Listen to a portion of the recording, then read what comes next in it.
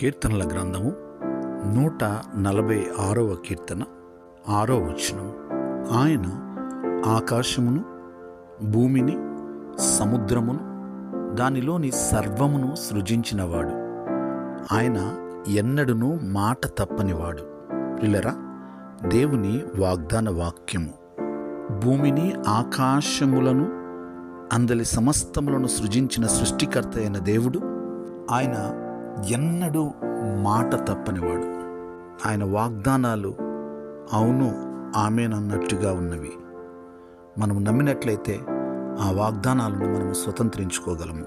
ప్రార్థన. పరమ తండ్రి, మా దేవా, మీకు వందనాలు, స్తోత్రాలు.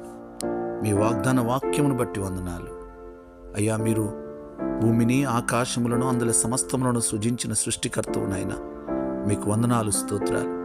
మీరు ఎన్నడూ మాట తప్పని దేవుడవు అయ్యా. భూమి మార్పు నొందినా కానీ, పర్వతములు మునిగిపోయినా కానీ అయ్యా, సముద్రము ఘోషించుచు అయ్యా దాని అలల చేత కొట్టినా కానీ అయ్యా, నువ్వు మాట తప్పని దేవుడవయ్యా.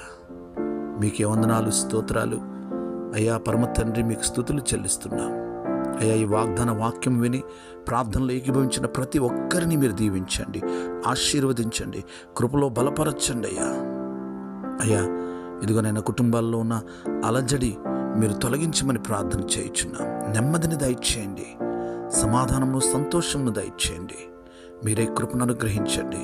వారి ఉద్యోగాలలో ప్రభువా మీరు తోడుగా ఉండండి అయ్యా. వారి చదువుల్లో మీరు తోడుగా ఉండండి. మీ హస్తం తోడుగా ఉంచండి. వారు చేయు సకల ప్రయత్నములన్నిటిలో మీరే జయము దయచేయండి. మీరే మహిమ పొందండి. యేసయ్య నామములో ప్రార్థిస్తున్నాము తండ్రి. ఆమేన్.